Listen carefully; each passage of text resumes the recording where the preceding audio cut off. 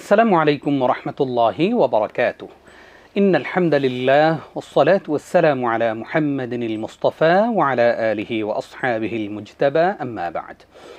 প্রিয় দর্শক শ্রোতা, কাছে দূরে বিশ্ব জুড়ে যে যেখান থেকে এই মুহূর্তে উপভোগ করছেন আপনাদের প্রিয় চ্যানেল এটিএন বাংলার পর্দায় কঙ্কা রেফ্রিজারেটর প্রেজেন্স ইসলামী সওয়াল ও জবাব পাওয়ার্ড বাই গ্রি এসি। আপনাদের সকলকে আন্তরিক প্রীতি ও মোবারকবাদ জানিয়ে শুরু করছি আজকের পর্ব। আপনাদের সঙ্গে আছি আমি নিজাম বিন মুহিব। প্রিয় দর্শক, আপনারা নিশ্চয়ই জেনে থাকবেন যে আমরা প্রতিদিন একজন বিদগ্ধ স্কলারকে আমন্ত্রণ জানিয়ে থাকি, যিনি কোরআন সুন্নাহর আলোয় আমাদেরকে আলোকিত করে থাকেন। যথারীতি আজকেও আমরা আমন্ত্রণ জানিয়েছি আমাদের একজন প্রিয় স্কলারকে। চলুন প্রিয় দর্শক, শুরুতেই তার সঙ্গে আমরা পরিচিত হয়ে নিচ্ছি। বিজ্ঞ স্কলার হিসেবে আমাদের আমন্ত্রণ গ্রহণ করে আমাদের স্টুডিওতে এসেছেন বাংলাদেশের খ্যাতিমান স্কলার, জননন্দিত মিডিয়া ব্যক্তিত্ব, মিসবাহুল উলুম কামিল মাদ্রাসার স্বনামধন্য প্রধান মুহাদ্দিস ফদিলাতুল উস্তাজ শেখ মাহমুদুল হাসান। আসসালামু আলাইকুম ওয়া রাহমাতুল্লাহি ওয়া বারাকাতুহু। ওয়া আলাইকুম আসসালাম ওয়া রাহমাতুল্লাহি ওয়া বারাকাতুহু। উস্তাজ কেমন আছেন? আলহামদুলিল্লাহ, আপনি কেমন আছেন? আলহামদুলিল্লাহ, আমরা ভালো আছি। আপনাকে এটিএন বাংলার এই জীবন ঘনিষ্ঠ আয়োজনে স্বাগত জানাচ্ছি। শুকরান, জাযাকুমুল্লাহ খাইর। প্রিয় দর্শক, আপনারা স্ক্রিনে প্রদর্শিত নম্বরে আমাদেরকে ফোন করুন। জীবন ঘনিষ্ঠ যে কোনো প্রশ্ন আমাদেরকে জানাবেন ইনশাআল্লাহ। এই মুহূর্তে আমাদের সঙ্গে কে আছেন? আসসালামু আলাইকুম। আসসালামু আলাইকুম ওয়া রাহমাতুল্লাহ।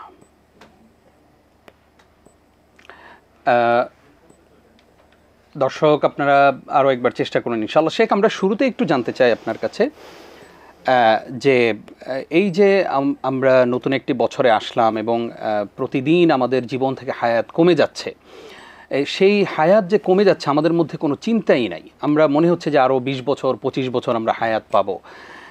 এই যে চিন্তা, এই চিন্তা থেকে কিভাবে আমরা বেরিয়ে আসবো? অনেক ধন্যবাদ আপনাকে। আলহামদুলিল্লাহ ওয়াসসালাতু ওয়াসসালামু আলা রাসূলিল্লাহ ওয়া আলা আলিহি ওয়া সাহবিহি ওয়া মান ওয়ালা ওয়া বা'দ।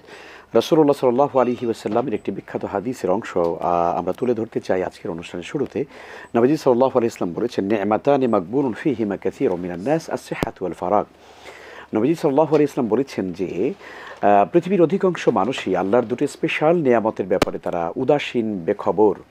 তার মধ্যে একটি হচ্ছে আসেহা, সুস্থ জীবন, আরেকটি হচ্ছে ফারাগ, অবসর সময়। তার মানে হচ্ছে মানুষ সুস্থ জীবনকে কাজে লাগায় না, অবসর সময়কে মূল্যবান করে গড়ে তোলার চেষ্টা করে না। ফলে মানুষের জীবন আস্তে আস্তে বরফের খণ্ডের মতো গলে গলে শেষ হয়ে যাচ্ছে। এই হাদিস থেকে আমাদের শিক্ষা হচ্ছে সময়ের কালে এবং সময়ের গর্ভে আমরা হারিয়ে যাচ্ছি প্রতিটি মানুষ, প্রতিটি ক্ষণ, প্রতিটি দিন। অতএব আসুন আমরা সময়কে অপচয় না করে সময়কে কাজে লাগাই, আমাদের জীবনটাকে আমরা মূল্যবান করার চেষ্টা করি ইনশাআল্লাহ। আমাদের সঙ্গে কে আছেন? আসসালামু আলাইকুম। ওয়া আলাইকুম আসসালাম। আমি মামুন বলছি নওগাঁ থেকে। জি জি, বলুন। কয়েকটা প্রশ্ন একটু কাইন্ডলি করব। বলুন। এক নম্বর প্রশ্ন হলো যে ইস্তেগফারের সহিহ সুন্নাহ বাক্যটি আমি জানতে চাচ্ছি, মানে কিভাবে আমরা ইস্তেগফার করব বাক্যটি। আর সব সময় মানে পাঠ করার জন্য ছোট দরুদ হিসাবে সাল্লাল্লাহু আলাইহি ওয়াসাল্লাম পড়া যাবে কিনা? আচ্ছা। আর কি কি জিকির বা তাসবিহ মানে যেগুলো মাসনুন মানে নির্ধারিত আছে সেগুলো ছাড়া সব সময় হাঁটা চলা উঠতে বসতে যেগুলো আমরা তাসবিহ করব সেগুলো একটু জানতে চাচ্ছি যে গুরুত্বপূর্ণ এবং জি জি জি, বুঝতে পেরেছি, সম্মানিত আছে। জি, আপনি থাকুন আমাদের সঙ্গেই, ইনশাআল্লাহ আমরা জবাব দিচ্ছি। আসসালাম। শেখ, ইস্তেগফারের সহিহ বাক্য কোনটা সবসময়? খুব সুন্দর। দর্শককে আমরা ধন্যবাদ জানাই এই কারণে যে আমরা অনেক সময় ইস্তেগফারের বাক্যগুলো নিজেদের মতো করে আমাদের সমাজে কিন্তু প্রচলিত আছে, যদিও সেই কথাগুলোর হয়তো বাক্যের অর্থগুলো হয়তো ইস্তেগফারের সাথে সঙ্গতিপূর্ণ, সন্দেহ নাই, কিন্তু বাক্যটা যদি হুবহু সুন্নাহর আলোকে হয় সেটি কিন্তু আমাদের জন্য অনেক বেশি ভালো। সেক্ষেত্রে আমরা বলতে চাই, হাদিসে ঠিক ইস্তেগফারের বাক্যটি এভাবে আছে। আল্লাহ রাসূল সাল্লাল্লাহু আলাইহি ওয়াসাল্লাম বলেছেন, তোমরা এভাবে বলো, আস্তাগফিরুল্লাহাল্লাযী লা ইলাহা ইল্লা হুয়াল হাইয়ুল কাইয়্যুম ওয়া আতুবু ইলাইহি। এখানে এই বাক্যের মধ্যে ইস্তেগফারও আছে এবং তাওবাও আছে, শেষে কিন্তু তাওবার কথা বলা আছে, ওয়া আতুবু ইলাইহি। তো আমরা এভাবে করে পড়ার চেষ্টা করব। আর সংক্ষেপে যদি আপনি বলতে চান আরও ছোট্ট করে, সেটি আস্তাগফিরুল্লাহ, এটি আপনি বলতে পারেন। যেমনটা আমরা 5 ওয়াক্ত সালাতের পরে সালাম ফিরাবার পরে 3 বার আস্তাগফিরুল্লাহ, এটা পড়তে হয়, ঠিক এভাবে করে আমলটা যে কোনো সময় আমরা কিন্তু করতে পারি, এটি সুন্নাহ দ্বারা প্রমাণিত হয়েছে। জি, সে অনেকে বলার ক্ষেত্রে বলে যে আস্তাগফিরাল্লাহ এরকম বলে আর কি, উচ্চারণটা শুদ্ধ হয় না, সেক্ষেত্রে কি গুনাহ হবে কিনা? গুনাহ হবে না, তবে অবশ্যই এটি বিশুদ্ধ করেই পড়তে হবে। যদিও দর্শকের হয়তো নিয়তের মধ্যে কোনো সমস্যা নেই, উনি ইস্তেগফারই করছেন, বাট আমরা অনেক সময় আম মানুষ যারা এই আমলগুলো করবার ক্ষেত্রে আমরা বিশুদ্ধ উচ্চারণ করতে পারি না, আমাদের চেষ্টা করতে হবে যেন আমরা বিশুদ্ধই পড়তে পারি। এই জন্য আস্তাগফিরুল্লাহ আস্তাগফিরুল্লাহ এভাবে আমরা বলার চেষ্টা করি ইনশাআল্লাহ। আরেকটি প্রশ্ন ছিল যে সব সময় পাঠ করার জন্য দুরূদ হিসাবে সাল্লাল্লাহু আলাইহি ওয়াসাল্লাম এটা পড়া যাবে কিনা? খুবই সুন্দর, এটি পড়া যাবে। আমরা অনেক লম্বা দুরুদ আছে, দুরুদ ইব্রাহিমী সহ আরও অনেক সুন্দর সুন্দর দুরুদ হাদিসে প্রমাণিত, বিশুদ্ধ হাদিস দ্বারা প্রমাণিত। তো সেক্ষেত্রে আপনি ছোট্ট করে যদি পড়তে চান, অল্প সময়ে অনেক বেশি দুরুদ পড়তে চান, সাল্লাল্লাহু আলাইহি ওয়াসাল্লাম পড়া যাবে ইনশাআল্লাহ। হাঁটা চলার সময় কোন তাসবিহগুলো আমরা পড়ব? রাসূল সাল্লাল্লাহু আলাইহি ওয়াসাল্লামের একটি সুন্দর বিখ্যাত হাদিস নবীজি বলেছেন, আহাব্বুল কালামি ইলাল্লাহি আরবা, আল্লাহর কাছে প্রিয় কালেমা হচ্ছে চারটি। আমরা এই চারটি প্রিয় কালেমা সবসময় পড়তে পারি, সুবহানাল্লাহ, আলহামদুলিল্লাহ, লা ইলাহা ইল্লাল্লাহ, আল্লাহু আকবার। এগুলো আপনি যে কোনো সময় উঠতে বসতে হাঁটতে চলতে বিছানায় গেলে শুইতে গেলে যে কোনো মুহূর্তে আপনি পড়তে পারেন। শুধুমাত্র ইস্তেনজা বা পেশাব পায়খানা ওয়াশরুমে এই জায়গাটা ছাড়া আপনি সবসময় কিন্তু এই তাসবিহগুলো বেশি বেশি পড়তে পারেন ইনশাআল্লাহ। আমাদের সঙ্গে আরো একজন দর্শক আছেন। আসসালামু আলাইকুম। হ্যালো, আসসালামু আলাইকুম ওয়া রাহমাতুল্লাহ। ওয়া আলাইকুম আসসালাম ওয়া রাহমাতুল্লাহ। স্যার, আমি বাগেরহাট থেকে নীলা বলছিলাম। জি বোন, বলুন। জি, আমার একটা প্রশ্ন হলো যে প্রাইস বন্ডের ব্যাপারে আমি শুনেছি একজন হুজুরকে বলতেছিলেন যে প্রাইস বন্ডের লেনদেন নাকি হারাম। এখন আমার প্রশ্ন হলো, আমরা তো প্রাইস বন্ড সাধারণত ব্যাংক থেকে কিনি, আবার দেখা গেলো ব্যাংকেই বিক্রি করে ওটার থেকে টাকা নিয়ে আসি। এখন এটার ভিতরে হারাম, মানে হারামের কি বিষয় থাকলো, বা প্রাইস বন্ডের ব্যাপারে ইসলামের দৃষ্টিভঙ্গি কি? জি, ধন্যবাদ আপনাকে, আমাদের সঙ্গেই থাকুন। উস্তাদ, আপনিও শুনেছেন প্রাইস বন্ড হালাল নাকি হারাম? জি, অনেক ধন্যবাদ। আমরা জানি যে আমাদের বাংলাদেশে আলহামদুলিল্লাহ ব্যাংকিংয়ের ক্ষেত্রে দুটো ধারা প্রচলিত আছে, একটি কনভেনশনাল সিস্টেম আর একটি ইসলামিক শরিয়া বেসড যে ব্যাংকগুলো আছে।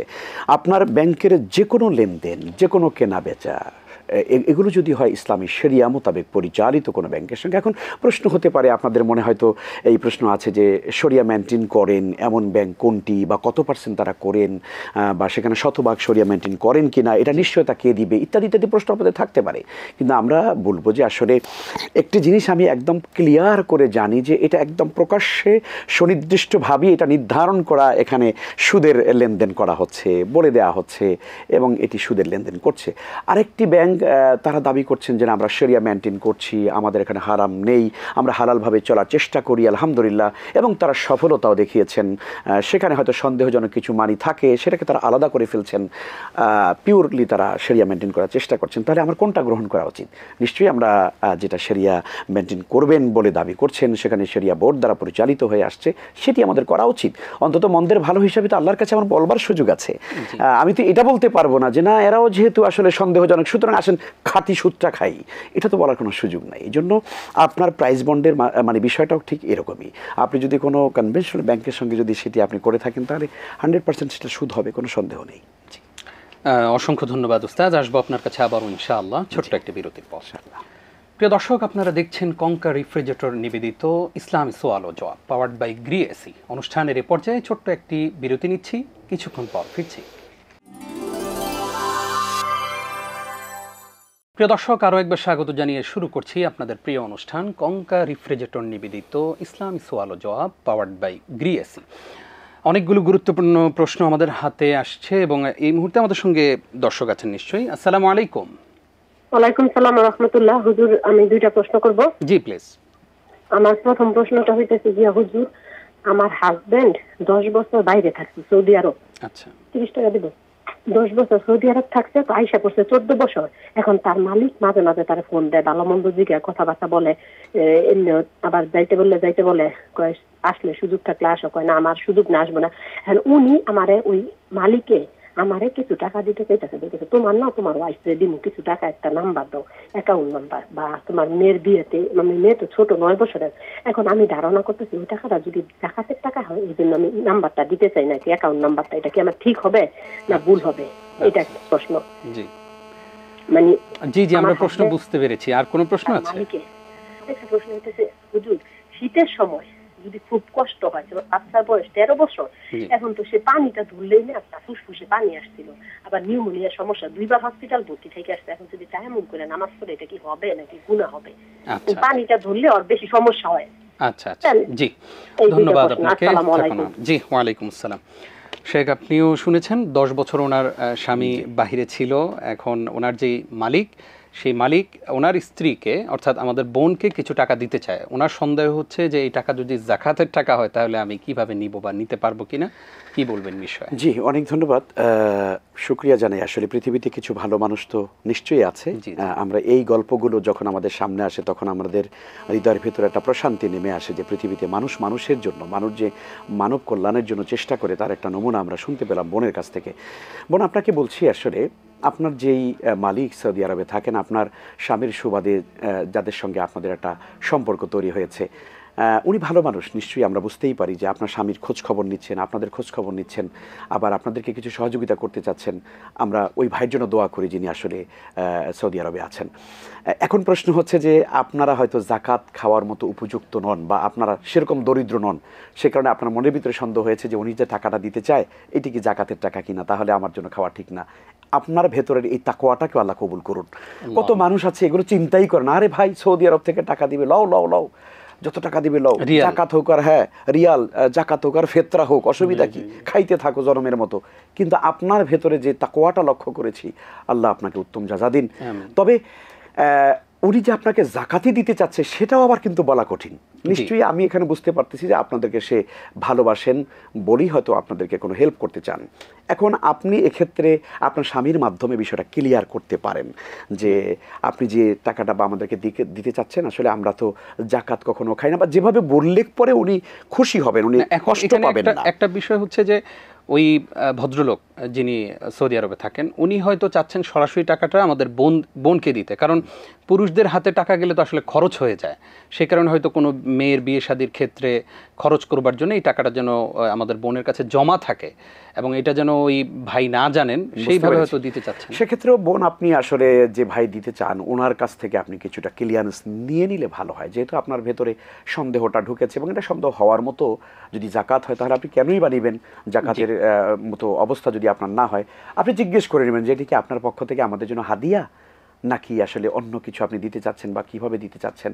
বিষয়টা ক্লিয়ার করলে আমার জন্য আমার অন্তরে প্রশান্তি হয়। আপনি এভাবে যদি বলে নেন তাহলে আমার মনে হয় উনি ক্লিয়ার করে দিবে যে না আমি তোমাদেরকে জাকাত দিচ্ছি না, আমি তোমাদেরকে এমনি হাদিয়া দিচ্ছি, তোমরা এটা খরচ করবে। এভাবে করে দিলে ইনশাল্লাহ আপনি নিতে পারবেন ইনশাআল্লাহ। তিনি আরেকটি প্রশ্ন করেছেন যে শীতের সময় ওনার মেয়ের বয়স 9 বছর, এখন অজু করলে তার ফুসফুসে পানি চলে আসে, অসুস্থ হয়ে যান, কয়েকবার হসপিটালাইজড হয়েছেন। ওনার প্রশ্ন হচ্ছে এই সমস্যার কারণে তায়াম্মুম করে সালাত আদায় করতে পারবে? দেখুন আসলে মূলত পানি থাকলে তায়াম্মুম হয় না, এটা হলো প্রথম কথা। কিন্তু সর্বক্ষেত্রে কি এরকম না, কোনো ব্যক্তি যদি অসুস্থ হয়ে যায় যে তিনি কোনোভাবেই পানি ব্যবহার করতে পারছেন না, সেক্ষেত্রেও শরীয়ত তাকে তায়াম্মুম করার অনুমতি দেয়। তো এখন প্রশ্ন হলো যে আপনি আসলে সবসময় কি এরকম অবস্থা যে পানি ব্যবহার করলে আপনি অসুস্থ হয়ে যান? যদি এটা হয় তাহলে তো কঠিন ব্যাপার। আমরা আপনাকে দুটো অপশন দিতে চাই। একটা হচ্ছে যে আপনি যদি একটু গরম পানি করেন, সেটা যদি ব্যবহার করে আপনি যদি সালাত আদায়টাকে অন্তত কমপক্ষে করে নেন, এটা মনে হয় আপনার জন্য বেশি শ্রেয় হবে, এটা বেশি ভালো হয়। আর সেটি করবার মতো কোনো সিচুয়েশন যদি না থাকে যে না আপনি গরম পানি করতেও পারছেন না, আবার আপনি ঠান্ডা পানি ব্যবহার করলেও আপনি অসুস্থ হয়ে যাওয়ার খুবই সম্ভাবনা আছে, সেক্ষেত্রে ইসলাম তো কোনো মানুষকে বাধ্য করে না, এমনভাবে বাধ্য করে না যে মানুষটা আসলে একদম জীবনটাই তার সংকটাপন্ন হয়ে যাবে। ইসলাম এই জন্য আসেনি। তো কাজে আমার মনে হয় সেই রকম সংকটপূর্ণ অবস্থা যদি হয়ে থাকে অবশ্যই আপনি তায়াম্মুম করে নামাজ পড়তে পারবেন ইনশাআল্লাহ। আমাদের সঙ্গে আরো অনেক দর্শক আছেন। আসসালামু আলাইকুম। ওয়ালাইকুম আসসালাম ওয়া রাহমাতুল্লাহি ওয়া বারাকাতুহু। জি বোন, প্রশ্ন করুন। আমার প্রশ্নটা হচ্ছে যে কারো স্বামী যদি বিশেষ মুহূর্তে দুর্বল থাকে এবং এভাবেই 17 বছর কেটে যায় এবং সে নিজে চিকিৎসা না করায়, যার ফলশ্রুতিতে তার স্ত্রীর অনেক সমস্যা এবং শারীরিক অনেক প্রবলেম দেখা দেয়, তো বর্তমানে সে যদি হাজবেন্ডের সব দায়িত্ব পালন করে কিন্তু তার সে জি আমরা বুঝতে পেরেছি ইচ্ছাটা পূরণ না করে, তাহলে সে কি পাপী হবে? আচ্ছা জি ধন্যবাদ আপনাকে। জি, ওয়ালাইকুম আসসালাম। সে খুবই গুরুত্বপূর্ণ প্রশ্ন, আমাদের জীবন ঘনিষ্ঠ প্রশ্নের মধ্যে অনেক গুরুত্বপূর্ণ একটি প্রশ্ন, যে আসলে স্ত্রীর যদি শারীরিক চাহিদা যদি মেটাতে না পারেন স্বামী, সেক্ষেত্রে এই দুর্বল অবস্থায় 17 বছর তাদের বৈবাহিক জীবন কেটে গেছে, এখন স্ত্রীর অনেক শারীরিক সমস্যা তৈরি হচ্ছে বা যেই কোনোভাবে যদি গুনাহ হয়ে যায়, এই গুনাহের দায়ভার কি স্বামীর উপর পড়বে কিনা? কারণ উনি চিকিৎসাও করাচ্ছেন না। অনেক কঠিন ব্যাপার আসলে। আমার মনে হয় যে এই জাতীয় সংকটগুলো আসলে স্বামী এবং স্ত্রী উভয়কে সমন্বিতভাবে কোনো সমস্যার সমাধানটা নেওয়া উচিত। আমরা আসলে কিছু কথা আছে যেটা আমাদের ভাইকে বলা উচিত, আবার কিছু কথা আছে আপনার জন্য বলা উচিত। যে কথা আপনাকে বলছি কিন্তু ভাইকে বলা দরকার, সেটা তো আসলে তার সমস্যার সমাধানটা কিন্তু হচ্ছে না।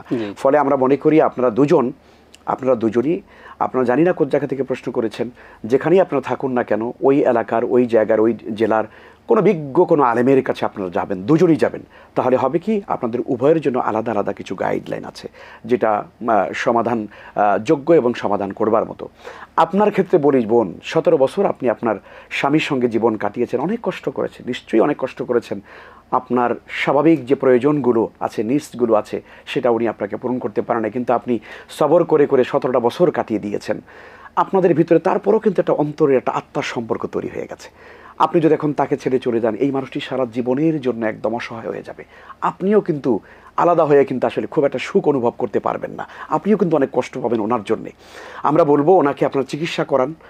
উনি তো চিকিৎসা করাতে চাচ্ছেন না, 17 বছর হয়ে গেল। হ্যাঁ, এই জন্যই বলছিলাম যে ওনাকেও আমাদের এই কথা বলা দরকার ছিল, যে উনিও যাতে চিকিৎসা করিয়ে দুজনে একেবারে সমান তালে একটা জীবন যাপন করতে পারেন। এখন আপনার জন্য শরিয়ার দৃষ্টিভঙ্গি কি? আপনার জন্য শরিয়ার ফয়সালা হচ্ছে, যখন এরকম কোনো অবস্থা হয়, কোনো নারী যখন তার মৌলিক চাহিদা থেকে যখন বঞ্চিত হয় স্বামীর পক্ষ থেকে, তখন তার এখতিয়ার আছে, শরিয়াত তাকে এখতিয়ার দিয়েছে, সে তালাকে তফবিজ যেটাকে বলা হয়, অর্থাৎ সে স্বামীর কাছ থেকে আলাদা করে নেবে, নিজেকে বিচ্ছিন্ন করে নেবে।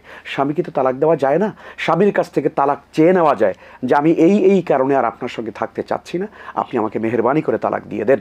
তখন তার নিজেকে সে তালাক দিয়ে নিতে পারেন, এই অপশনটা আপনার জন্য আছে। তারপর আমি বলবো, আপনি সবর করেছেন 17টা বছর, আর একটু করুন, কোনো অভিজ্ঞ মানুষ দিয়ে তাকে পরামর্শ দেওয়ান, সে যেন চিকিৎসা করে স্বাভাবিক জীবনযাপনে ফিরে আসতে পারে। এটা আপনাদের জন্য খুব বরকতপূর্ণ হবে ইনশাআল্লাহ। জি, আল্লাহ তাআলা আপনাদেরকে সুখী করুক, আমরা সেই দোয়া করছি। আরও একজন দর্শক আছেন। আসসালামু আলাইকুম। আসসালামু আলাইকুম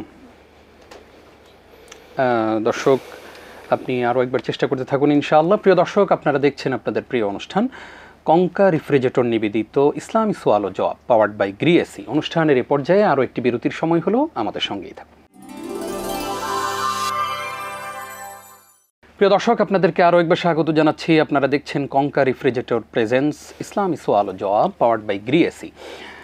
আপনারা স্ক্রিনে প্রদর্শিত নাম্বারে আমাদেরকে ফোন করুন, জীবন ঘনিষ্ঠ যে কোনো প্রশ্ন জানাবেন ইনশাআল্লাহ। এই মুহূর্তে আমাদের সঙ্গে দর্শক, আপনারা আরও একবার চেষ্টা করুন।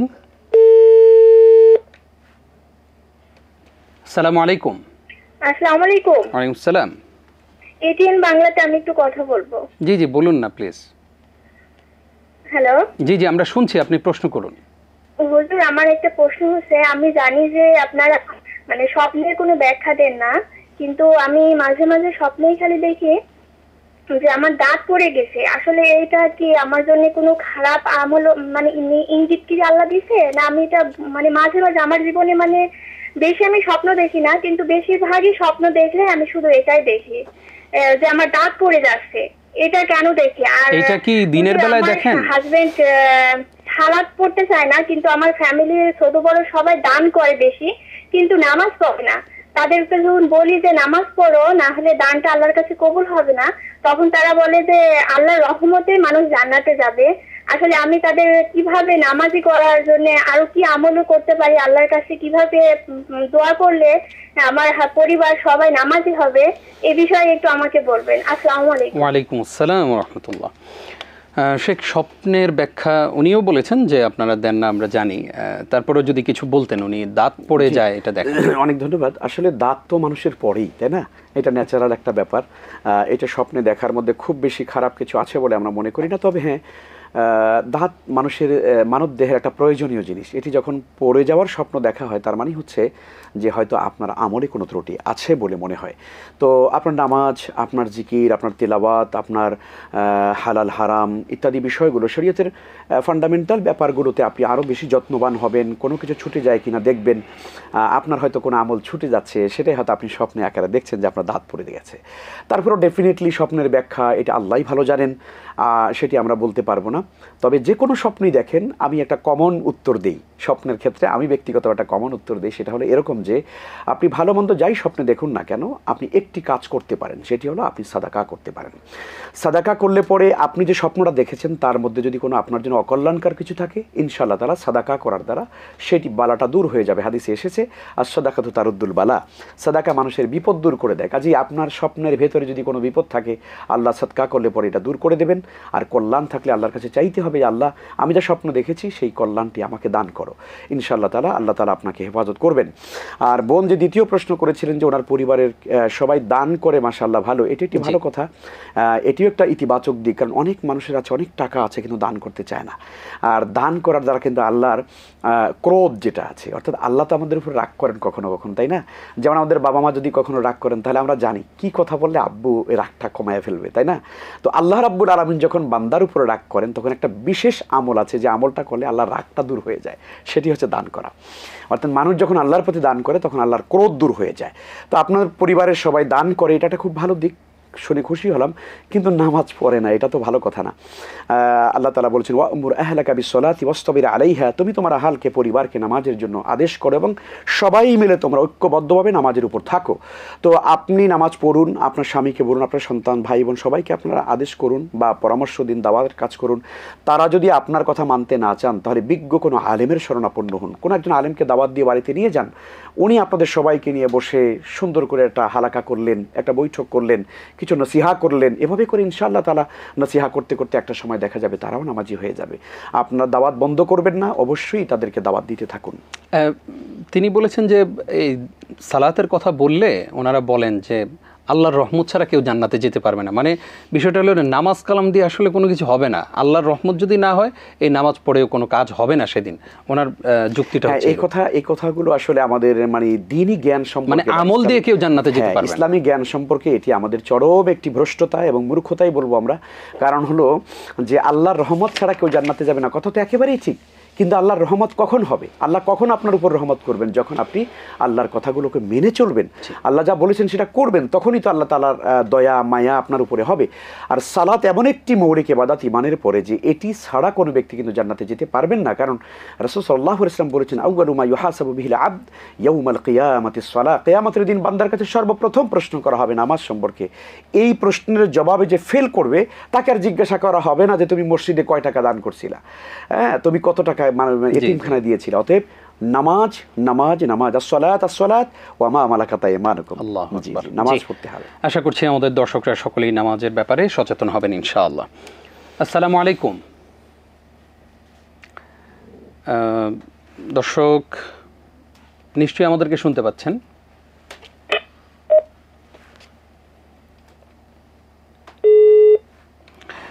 প্রিয় দর্শক, আপনারা স্ক্রিনে প্রদর্শিত নাম্বারে আমাদেরকে ফোনে যে কোনো প্রশ্ন করুন। শেখ, আমাদেরকে অনেকেই প্রশ্ন করেন যে শীতের রাতে আসলে রাতটা যেহেতু অনেক লম্বা, তো আমরা তো চাইলে তাহাজ্জুদের সালাত আদায় করতে পারি। কারো যদি এমন হয় যে ফরজ তিনি পড়তে পারলেন না, এশাও পড়তে পারলেন না, আবার ফজরও পড়তে পারলেন না, কিন্তু তাহাজ্জুদ পড়লেন, আসলে এটার কি আলটিমেটলি কোনো লাভ না? দেখুন, আসলে এশার নামাজ এবং ফজর নামাজ, এই দু ওয়াক্ত নামাজের ব্যাপারে হাদিসে অনেক বেশি গুরুত্ব আছে। আমরা জানি নামাজ 5 ওয়াক্তই ফরজ, কিন্তু এশা এবং ফজরের ব্যাপারে হাদিসে অনেক বেশি তাকিদ করা হয়েছে।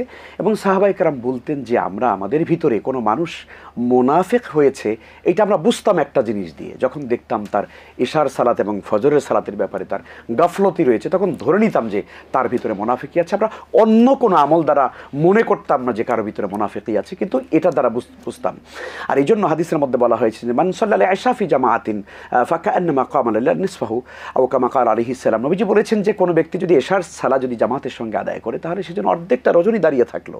আবার কেউ যদি ফজরের সালাত জামাতে আদায় করে সেজন্য পুরো রাত যেন দাঁড়িয়ে নামাজ পড়লো। তো কাজী আপনি এশাও পড়লেন না, ফজরও পড়লেন না, কিন্তু রাতে তাহাজ্জুদ পড়লেন। মানে এটা হলো এমন ব্যাপারটা যে ফরজ ঢাকার জন্য আপনার কাপড় পরা দরকার, সেটা না পরে সুন্নতে পাগড়ি বানলে খুব সওয়াব হবে, তো পরনের কাপড় খুলে পাগড়ি বানছেন, তো এটা ওরকম আর কি একটা ব্যাপার। তো আল্লাহ তাআলা আমাদেরকে বোঝার তৌফিক দিন, ফরজ সালাতের বিকল্প কখনো নফল হয় না, এটা আমাদেরকে মনে রাখতে হবে। আসুন আমরা এশাও ঠিকমতো পড়বো, ফজরও পড়বো, এবং ইনশাআল্লাহ কিয়ামুল লাইল এটাও আমরা মাঝে মাঝে করার চেষ্টা করব ইনশাআল্লাহ। ইনশাআল্লাহ। আমাদের সঙ্গে কে আছেন? আসসালামু আলাইকুম। ওয়ালাইকুম সালাম। হুজুর, আমি ঝালকাঠি থেকে বলছিলাম। জি জি বলুন। আমার প্রথম প্রশ্ন হলো, এক লোক দোকানে চাকরি করে মাত্র 5,000 টাকা বেতন পাইতো, কিন্তু সে মনে করেন অনেক দোকান থেকে টাকা নিয়ে জমি দেশে কিনছে, কিনে সে আবার হজ করতে গেছে। এখন আইসে আবার সে মানে ওই জমি খ্যাতি ভোগ করতেছে এবং বড় মানে মাসলাই দেয়, কোরআন হাদিসের সে অর্থও জানে। এখন এই যে টাকাটা সে ভোগ করছে, এটা কতদূর তার হজ কবুল হয়েছে কিনা, এই একটা প্রশ্ন। আচ্ছা। আর ফজরের নামাজ যদি আপনার সূর্য উঠে গেল এরপরে পড়লাম, এখন এই নামাজ কি আমি কাজা নিয়ত করবো না আপনার এমনি করবো? জি জি, ধন্যবাদ আপনাকে, আমাদের সঙ্গেই থাকুন।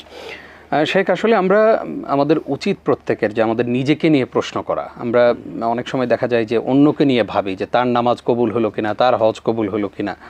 তো ঠিক আমাদের এই ভাই প্রশ্ন করেছেন যে এক ব্যক্তি দোকান থেকে 5,000 টাকা বেতন পেত, কিন্তু সেখান থেকে টাকা পয়সা যেই কোনোভাবেই হোক সে আরও সেগুলো কবজা করে হজে গিয়েছে, হজ করেছে। এখন সে দেশে এসে একটা দোকানে বসে এবং অনেক মাসলা দেয় আর কি ওনার কথা অনুযায়ী। এখন এই ব্যক্তির হজ হয়েছে কিনা প্রশ্ন হচ্ছে। জি, যে কোনো ইবাদত কবুলের জন্য মৌলিকভাবে যে শর্তটি আছে সেটি হচ্ছে, আমরা একটু বলেই নিই সংক্ষেপে। প্রথমত তার ঈমান থাকতে হবে, দ্বিতীয় নম্বর তার ইখলাস থাকতে হবে, 3 নম্বর হলো ইবাদতটি সুন্নাহ মোতাবেক হতে হবে, আর 4 নম্বরে হচ্ছে ইবাদত করার আগে অবশ্যই এটা খেয়াল রাখতে হবে যে সে ব্যক্তি হালাল রিজিক খেয়ে ইবাদত করেছে কিনা। কারণ হলো হালাল না খেয়ে কোনো ব্যক্তি ইবাদত করলে তার ইবাদত কবুল হয় না, দোয়া করলে দোয়া কবুল হয় না। এই জন্য কোনো ব্যক্তি যদি হজ করে, ওমরা করে, কিন্তু তার টাকার ভিতরে গোলমাল আছে, সে অবৈধভাবে টাকা ইনকাম করেছে, মারিং কাটিং করেছে, তাই না, এভাবে করে 6-9 করে টাকা ইনকাম করে হজ করতে গিয়েছে, আল্লাহ তাআলা এটা কবুল করবেন না। কারণ হাদিসে প্রমাণিত হয়েছে, নবীজি বলেছেন সাল্লাল্লাহু আলাইহি ওয়াসাল্লাম, ইন্নাল্লাহা তাইয়্যিবুন লা ইয়াকবালু ইল্লা তাইয়্যিবা। আল্লাহ তাআলা পবিত্র, আর তিনি পবিত্র জিনিস ছাড়া কোনো হারাম জিনিস, অপবিত্র জিনিস তিনি এটি কবুল করেন না। তো কাজেই আমরা এই ব্যাপারে সচেতন হই, আমরা হালাল যা খেয়ে তারপরে ইবাদত করার চেষ্টা করি। আর উনি কি করেছেন সেটা আপনি ধারণা না করা ভালো। ইয়াকুমুজ যান ফা ইন্নাজ যান আকযাবুল হাদিস।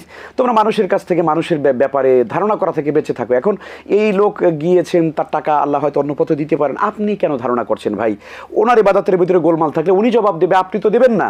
তো এই জন্য কারো সম্পর্কে আমরা মানে ধারণা না করি, নিজের আমলগুলোকে সুন্দর করি, আমারটা ঠিক আছে কিনা, আমি হালাল খেতে পারছি কিনা, আমি ভালো ইবাদত করতে পারছি কিনা, অন্যকে নিয়ে পড়ে না থেকে নিজের আমল পরিশুদ্ধ করি। জি, আল্লাহ সেই তৌফিক দান করুক, আমিন। ওস্তাদ, কষ্ট করে আপনি আমাদেরকে আজকে সময় দিয়েছেন, অনেকগুলো প্রশ্নের জবাব জেনেছি। আমাদেরকে সময় দেওয়ার জন্য আপনাকে ধন্যবাদ জানাচ্ছি। শুকরান, বারাকাল্লাহ। বারাকাল্লাহ ওয়াইয়াক। প্রিয় দর্শক, এতক্ষণ যারা আমাদের সঙ্গে ছিলেন আপনাদেরকেও ধন্যবাদ জানিয়ে শেষ করছি কঙ্কা ফ্রিজ নিবেদিত ইসলামী সওয়াল ও জবাব পাওয়ার্ড বাই গ্রিএসি। আগামী পর্ব দেখবার আমন্ত্রণ জানিয়ে আজকের মতো বিদায় নিচ্ছি আমি নিজাম বিন মুহিব। আসসালামু আলাইকুম ওয়া রাহমাতুল্লাহি ওয়া বারাকাতুহু।